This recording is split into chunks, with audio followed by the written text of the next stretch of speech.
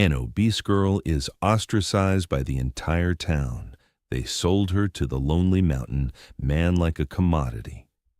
The Wyoming Territory sun hung merciless over Silverbrook in September 1887. The town square filled with Saturday shoppers, but today brought something darker than commerce. A debt auction, where those who couldn't pay what they owed were bound over to labor until their obligations were settled. 23-year-old Iris Caldwell had woken that morning in the Charity House basement where she'd been sleeping on a thin mattress for the past 2 weeks. The morning chill had seeped through her worn blanket, but that cold was nothing compared to the dread that had been building in her chest since receiving the summons 3 days ago. Miss Caldwell, you are hereby required to present yourself at the town square on Saturday, September 17th at 10:00 a.m. for public auction of your labor contract to satisfy inherited debts in the amount of 120. He learned. She'd read those words 100 times, each reading making them feel more surreal. This was really happening. She was going to be sold like property because her father had been a drunk and a gambler. Iris had tried, God knows she'd tried, to prevent this. After her father died 6 months ago, she'd gone to every merchant, every creditor, begging for time, for payment plans, for mercy. But they'd all said the same thing. The law was the law. Debts must be paid, and if she couldn't pay in cash, she'd pay in labor. She'd tried to find work to earn the money. She'd knocked on every door in Silverbrook, offering to cook, clean, wash, mend, anything. But no one would hire her. Mrs. Patterson at the laundry had actually laughed in her face. Hire you? Look at you, girl. You'd eat more than you'd earn.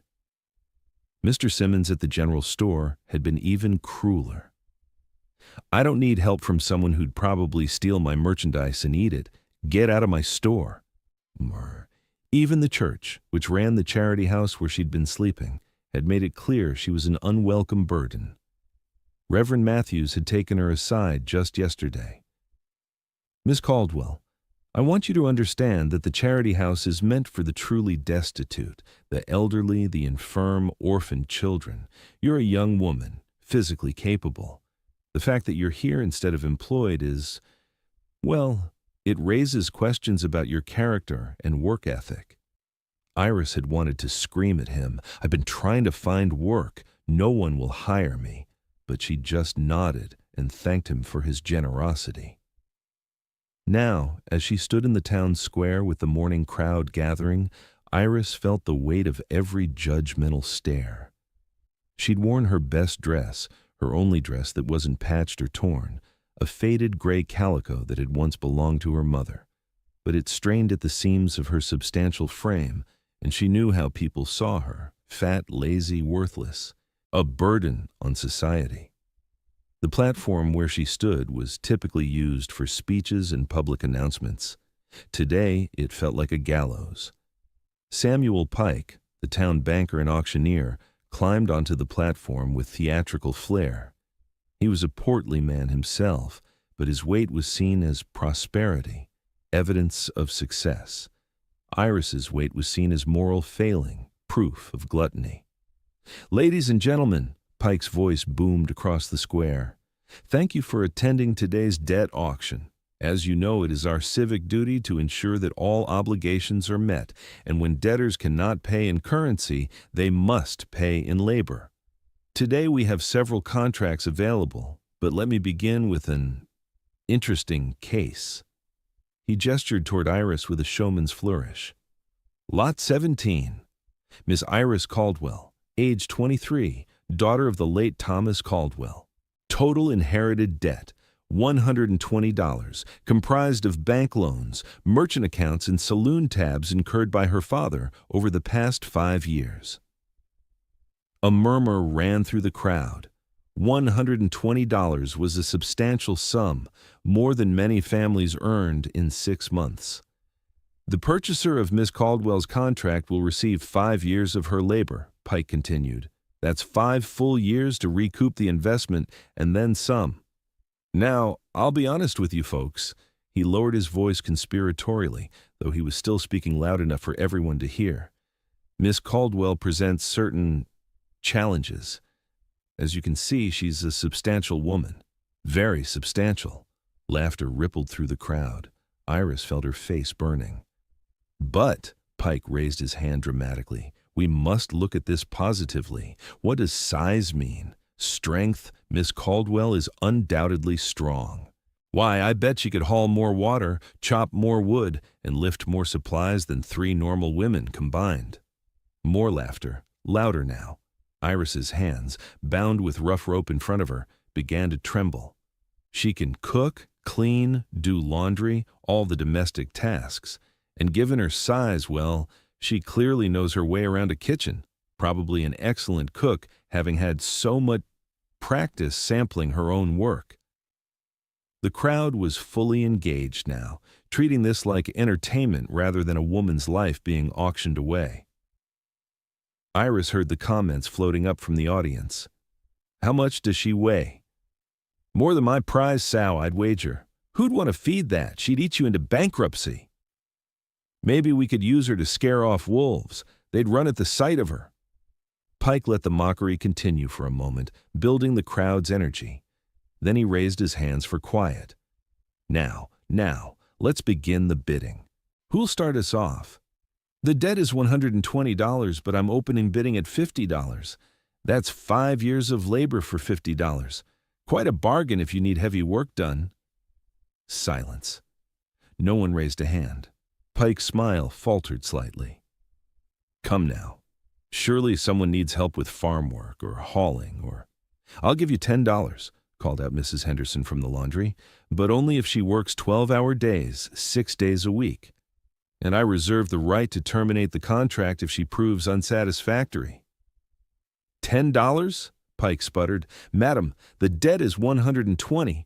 Then find someone else willing to take her off your hands, Mrs. Henderson shot back. Frankly, I'm being generous. She'll eat half her wages in food alone. The crowd laughed again.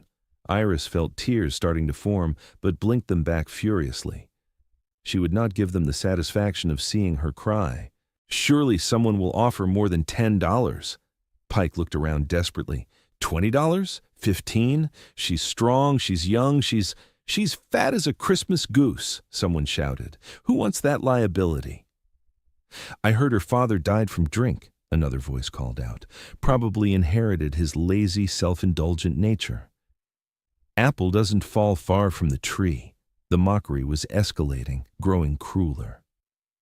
Iris forced herself to breathe slowly, deeply, trying to maintain some shred of dignity. She'd known this would be humiliating, but the reality was so much worse than she'd imagined. Mr. Blackwood, who owned the lumber mill, stepped forward. I'll offer $15, Pike, but she'd better be able to work. My boys can haul more lumber in a day than most men. She'd need to keep up. $15! Pike seized on the offer eagerly. We have 15. Do I hear 20? You won't get 20, Blackwood said bluntly. Look at her. She's probably never done a hard day's work in her life. 15 is generous. Now see here. Pike started to protest, but Mrs. Patterson, the banker's wife, interrupted. Oh, Samuel, just accept whatever offer you get. The longer she stands up there, the more pathetic this becomes. Nobody wants her. We all know it. Just sell her to whoever will take her and be done with it. The words cut deeper than any mocking laugh. Nobody wants her. It was what Iris had believed her entire life, but hearing it said so baldly, so publicly, by one of the town's most prominent women, made it feel like absolute truth. Perhaps, Mrs. Patterson continued with false sweetness, we could advertise her in other towns. Surely somewhere there's a farmer desperate enough for labor that he'd overlook her. Considerable disadvantages. Excellent idea. Pike seized on it. We could draft an advertisement. Large woman available for heavy labor. Very strong. Very substantial. Will work for room and board. Comes with 5-year contract. Someone desperate enough might... Please stop. Iris's voice came out as barely a whisper, but something in it made Pike pause. What was that, Miss Caldwell? Iris raised her eyes, meeting Pike's gaze directly for the first time. I said, please stop. Please stop discussing me like I'm livestock. Please stop making jokes about my body. Please stop pretending this is anything other than public humiliation for your entertainment. The crowd went silent, shocked by her audacity to speak up. Pike's face reddened. Miss Caldwell, you're in no position to make demands. You owe $120. Unless you can pay that debt right now, you'll stand there and accept whatever arrangements we make for your labor contract. Is that clear? Crystal clear, Mr. Pike. It's clear that not a single person in this town sees me as human. You all see me as a burden, a joke, something to be disposed of. And you're doing it publicly because that makes it more entertaining. Now see here, Pike started, but Iris wasn't finished. I've lived in Silverbrook my entire life. I went to school here. I sat in church every Sunday. I helped Mrs. Martinez when she had her baby. I brought soup to Mr. Thornton when he was sick. I've been a good neighbor, a good person. But none of that matters, does it? All you see is my size. All you see is what I look like. Her voice broke slightly, but she forced herself to continue. My father was an alcoholic and a gambler. I didn't know about his debts. I didn't contribute to them. But I'm the one standing here being sold because he destroyed his life, and I inherited the consequences. And instead of helping me, instead of showing Christian charity or community support, you're all laughing and making jokes about how fat I am. Mrs. Patterson's face had gone red. Well, the nerve of... She's right. The two words cut through the square like thunder. Every head turned. A man stood at the edge of the crowd, and Iris's breath caught at the sight of him. He was massive, easily 6.5 feet tall, with shoulders that seemed carved from the mountains themselves. His buckskin clothing marked him as a mountain man, but it was his presence that made people instinctively step back. He radiated authority and barely contained violence. His face was heavily bearded and weathered by years in harsh conditions. His dark hair hung past his shoulders, tied back with leather cord, and his eyes, pale blue like ice, were fixed on the platform with an expression that made Pike visibly uncomfortable. The mountain man walked forward, and the crowd parted before him like the Red Sea before Moses. His boots hit the ground with heavy authority, and Iris noticed he carried himself like a soldier, back straight, movements precise, alert to everything around him. "Who are you?" Pike demanded, though his voice had lost its earlier confidence. "Name's Gideon Wolfe. I trap in the Wind River Range, about 80 miles north of here. Come to town twice a year for supplies." His voice was deep, rough from disuse, but carrying easily across the silent square. "Been standing here for the past 20 minutes listening to this spectacle." He stopped at the base of the platform, his ice-blue eyes sweeping over the crowd with undisguised contempt. "I've seen a lot of ugly things in my time. I've seen men kill each other over gold claims. I've seen women abandoned in the wilderness. I've seen children starving because their parents drank away every cent. But this might be the ugliest thing I've witnessed in 15 years on the frontier." "Now see here." Pike started to bluster. "No, you see here." Gideon's voice didn't rise, but it carried absolute authority. "You're auctioning a human being like she's livestock, making jokes about her body while she stands there bound and helpless, treating her humiliation as public entertainment, and you're all participating, either actively mocking her or passively watching it happen. You should all be ashamed." He turned to look directly at Iris, and something in his expression shifted. The hardness remained, but it was directed away from her, not at her. "What's your name, miss?"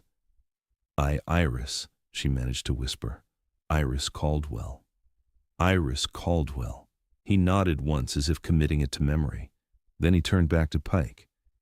"You said the debt is $120? "That's correct, Mr. Wolfe, but I'll pay it in full right now. Cash." The crowd erupted in shocked murmurs. Pike's eyes widened. You'll pay the full debt, $120. "That's what I said." Gideon pulled a leather pouch from his belt and approached the platform. He counted out gold coins, $20 pieces, the kind most people in Silverbrook saw maybe once in their lives. He laid them on Pike's table with heavy, authoritative clinks. 1, 2, 3, 4, 5, 6. That's $120. Count it if you want, but it's all there. Pike counted with shaking hands, his earlier smugness completely evaporated. It's all here. But Mr. Wolf, you understand this means you're purchasing her labor contract? 5 years of, I understand what I'm buying. Now remove those ropes from her wrists. Of course, right away. Pike fumbled with the knots binding Iris's wrists, his fingers clumsy with nervousness. As the ropes fell away, Iris rubbed her chafed wrists, her mind struggling to process what had just happened. This stranger, this mountain man, had just paid her father's entire debt. $120 in gold, paid without hesitation. Why? What did he want from her? Gideon climbed onto the platform, his substantial height making him tower over both Pike and Iris. Up close, she could see scars on his hands and neck, the weathering of someone who'd spent years in harsh conditions, and something in his eyes that suggested deep pain long buried. Can you ride, Iris? His voice was surprisingly gentle when speaking to her directly. Yes, sir, I can ride. Good. We leave in 1 hour. Do you have belongings to collect? The question made Iris want to laugh bitterly. No, sir. Everything was taken to pay the debt, the house, the furniture, even my mother's jewelry. All I have is what I'm wearing. Something flickered in Gideon's ice-blue eyes. Anger, perhaps, or pity. He nodded slowly. Then we'll get you properly outfitted before we leave. You'll need traveling clothes, a warm coat, boots suitable for riding. Can't take you into the mountains dressed like that. He turned to face the crowd, his expression hardening again. I want all of you to understand something. What happened here today was cruel and unjust. Iris Caldwell committed no crime. She incurred no debt through her own actions. Yet you put her on this platform, bound her like a criminal, mocked her appearance, and discussed disposing of her like unwanted property. His voice dropped to something more dangerous. Some of you were probably in church last Sunday, singing hymns about Christian charity and loving your neighbor. But here, today, you showed your true character. You're not good people trying to handle a difficult situation. You're bullies who found someone vulnerable and turned her suffering into entertainment. Mrs. Patterson's face had gone purple. Mr. Wolf, you have no right to. I have every right. I just paid $120, which is more than most of you earn in 6 months. That gives me the right to speak my mind. His ice-blue eyes fixed on Mrs. Patterson with particular intensity. And you, madam, were particularly cruel, suggesting she be advertised like livestock. Nobody wants her, you said. Those words will haunt her far longer than the physical hardships of her situation. You should be deeply ashamed. He looked around the crowd once more. Iris Caldwell is now under my protection. Anyone who speaks ill of her, who spreads gossip about her, who treats her as anything less than a human being deserving of respect, you answer to me. And I promise you won't enjoy that conversation. The threat hung in the air, heavy and unmistakable.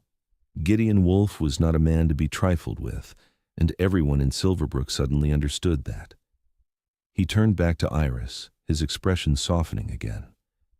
Come, let's get you outfitted properly. The general store should have what we need. He offered his hand, large, calloused, scarred from years of hard living, and Iris stared at it for a long moment. This was the moment of decision. She could take his hand and leave with this stranger, heading into complete unknown. Or she could, what? Stay in Silverbrook where everyone had just watched her humiliation?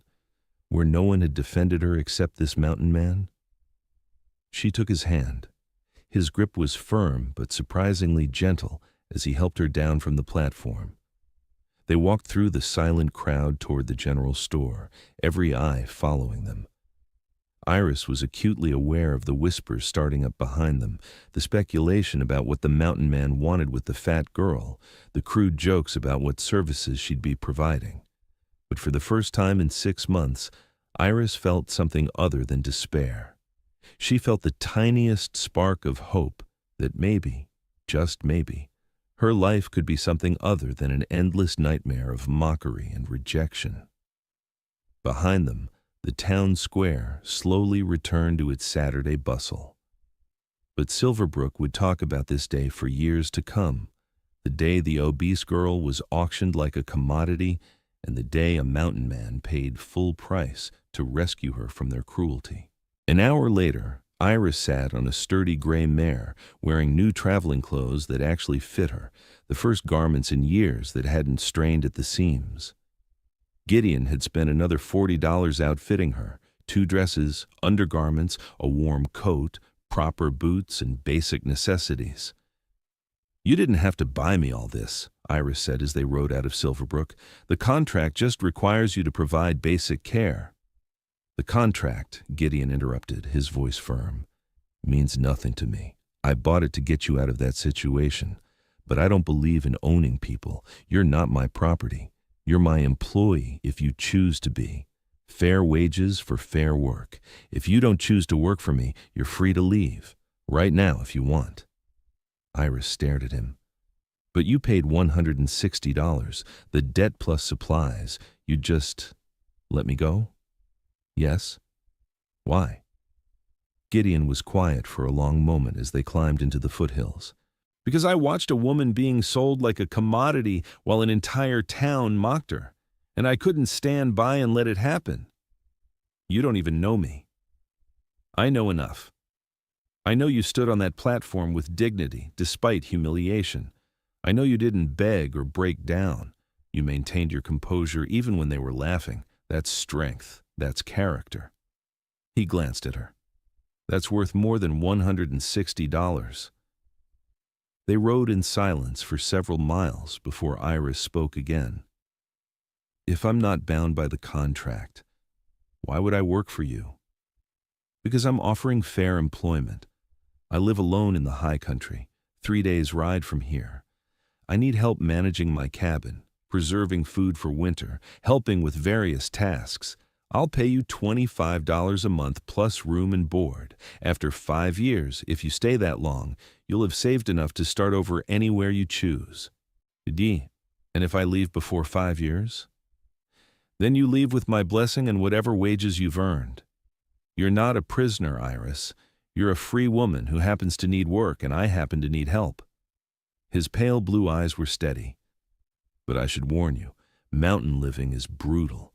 The work is hard, the isolation is complete, and winter is unforgiving. I'm not offering you an easy life, just an honest one." Iris thought about Silverbrook, about the mockery, the constant judgment, the years of being treated as a joke. Then she thought about 5 years of saving wages with nowhere to spend them, 5 years away from people who'd laughed while she was auctioned. "I'll stay," she said. "I'll work for you." Gideon nodded. "Good. Then let's discuss expectations."